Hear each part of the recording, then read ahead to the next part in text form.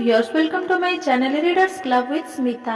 आज हम Napoleon Hill का book practical step to think and grow rich book का 14 चैप्टर का सेकेंड पार्ट पढ़ने जा रहे हैं। एक योजना बनाएं, उसके लिए लगनशील बने और जरूरत पड़ने पर योजना में परिवर्तन करें।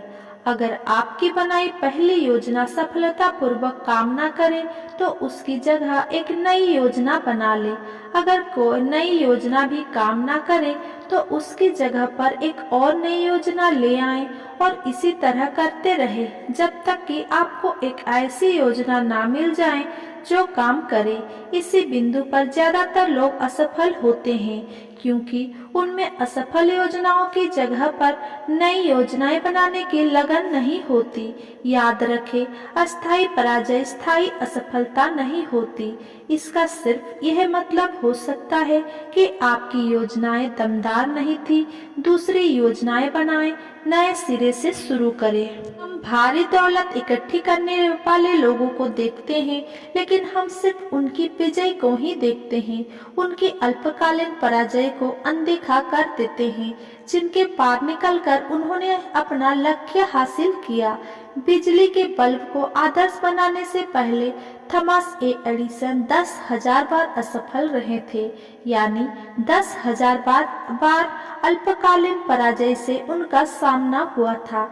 इसके बाद ही उनके सिर पर सफलता का ताज आया। जेम्स जे हिल ने जब पहली बार पूर्व से पश्चिम तक रेल की पटरी बिछाने के लिए आवश्यक पूंजी उगाहने की कोशिश की तो उन्हें अल्पकालीन पराजय का सामना करना पड़ा, परंतु उन्होंने नई योजनाएं बनाकर अपनी पराजय को विजय में बदल दिया। हेनरी फोर्ड को भी अल्पकालीन पराजय का सामना करना पड़ा। ऐसा न सिर्फ उनके ऑटोमोबाइल कैरियर की शुरुआत में हुआ, बल्कि तब भी हुआ जब वे अपने कैरियर में काफी ऊंचाई पर पहुंच गए थे। उन्होंने नई योजनाएं बनाई और आर्थिक विजय की ओर एक लंबी उछलांग लगा दी। इस दर्शन का कोई भी अनुयायी तथा यह आशा नहीं कर सकता कि उसे अल्पकालीन पराजय के अनुभव के बिना ढेर सारी दौलत मिल जाएगी। पराजय को इस बात का संकेत माने कि आपकी योजनाएं दमदार नहीं है। फिर इन योजनाओं को दोबारा बनाएं और अपने प्रिय लक्ष्य की दिशा में एक बार फिर पाल बांध ले। अगर आप अपने लक्ष्य तक पहुंचने से पहले ही कोशिश करना छोड़ देते हैं तो आप भगोड़े हैं। भगोड़े लोग कभी नहीं जीतते और विजेता लोग कभी नहीं भागते।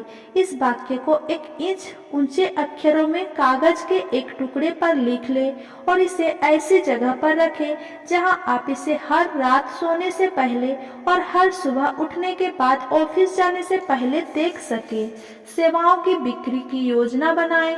जितने भी लोग ने बहुत ज्यादा धन कमाया है, उनकी शुरुआत व्यक्तिगत सेवाओं के मुआवजे के रूप में या विचारों की बिक्री से हुई थी। अगर आपके पास जायदाद या अमीरी में बदलने के लिए विचार ना हो तो आप बस अपनी व्यक्तिगत सेवाएं या विशेषज्ञतापूर्ण ज्ञान ही पेश कर सकते हैं। जिन लोगों ने अपनी दौलत गंवाई है और जो अभी पैसा कमाना शुरू ही कर रहे हैं, उनके पास अमीरी पाने के लिए व्यक्तिगत सेवा देने के सिवा कुछ नहीं होता। इसीलिए उनके पास वो व्यवहारिक जानकारी अनिवार्य है जो अपनी सेवाओं को सर्वश्रेष्ठ कीमत पर बेचने के लिए आवश्यक है।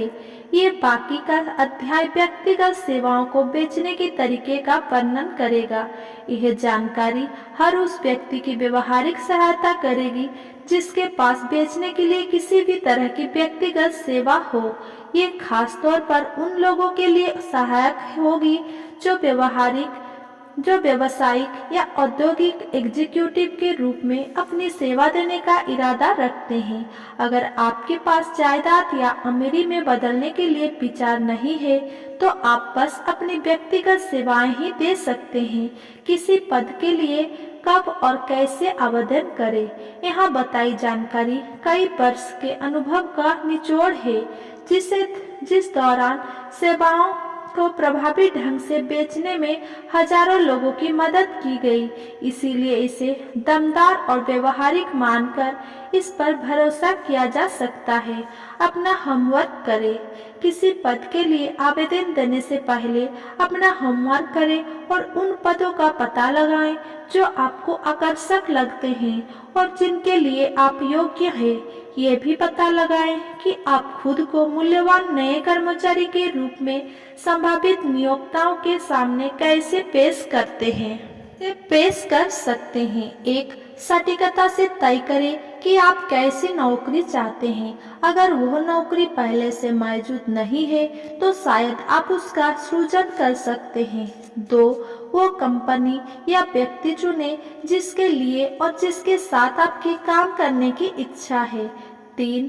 अपने संभावित नियोक्ता का अध्ययन करें। इसकी नीतियां, कर्मचारियों, तरक्की की संभावनाओं, प्रतिस्पर्धियों और ग्राहकों का अध्ययन करें। उन अवसरों की तलाश करें जिन्हें संभावित नियोक्ता चूक रहा है या वह यह पता लगाए कि व्यवसाय को कैसे बेहतर बनाया जा सकता है। 4. स्वयं के गुणों तथा क्षमताओं का विश्लेषण करें और यह जानें कि आप क्या प्रदान कर सकते हैं। उन लाभों, सेवाओं, सुधारों और विचारों को देने के तरीके खोजें जिनके बारे में आपको विश्वास है कि आप उन्हें सफलतापूर्वक दे सकते हैं। 5. नौकरी पाने के बारे में भूल जाएं कि वहां पर कोई जगह खाली है या नहीं। इस बात पर ध्यान एकाग्र करें कि आप क्या दे सकते हैं ताकि आप नियुक्त करने के लिए पर्याप्त मूल्यवान बन जाएं। 6.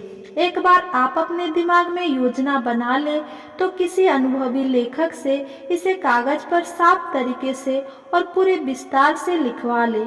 बात वाले खंड लिखित बायोडाटा में दी जाने वाली जानकारी में दिया विवरण देखें। 7. इसे सही पद पर बैठे व्यक्ति के सामने निर्णय लेने के लिए प्रस्तुत करें। हर कंपनी ऐसी कर्मचारियों की तलाश कर रही है जो उसके लिए कुछ मूल्यवान काम कर सके, चाहे यह काम विचारों के संबंध में हो या फिर सेवाओं या संबंधों के संदर्भ में हो। हर कंपनी में ऐसे आदमी के लिए हमेशा जगह होती है जिसके पास कंपनी को लाभ पहुंचाने वाली निश्चित कार्य योजना हो सकता है कि इस नीति में कुछ दिन या कुछ सप्ताह का अतिरिक्त समय लग जाए, परंतु इसकी वजह से आपकी आमदनी, तरक्की और प्रतिष्ठा में इतना ज्यादा अंतर होगा कि कम तनख्वाह पर कड़ी मेहनत करने के आपके कई साल बच जाएंगे। इसके कई लाभ हैं, लेकिन सबसे प्रमुख लाभ यही है कि इससे अक्सर आपके चुने हुए कैरियर और आमदनी के लक्ष्य तक पहुंचने में 1 साल से 5 साल तक बच जाते हैं। जो व्यक्ति प्रगति की सीढ़ी पर आधी ऊंचाई से शुरुआत करता है या अंदर आता है, वो सावधानी पूर्वक बनाई गई योजना के द्वारा ही ऐसा करता है, जाहिर है बॉस के बेटे के सिवाय। अगर मेरा ये वीडियो आपको पसंद आया हो तो मेरा वीडियो को लाइक, कमेंट, शेयर करें और मेरा चैनल को सब्सक्राइब करें। धन्यवाद।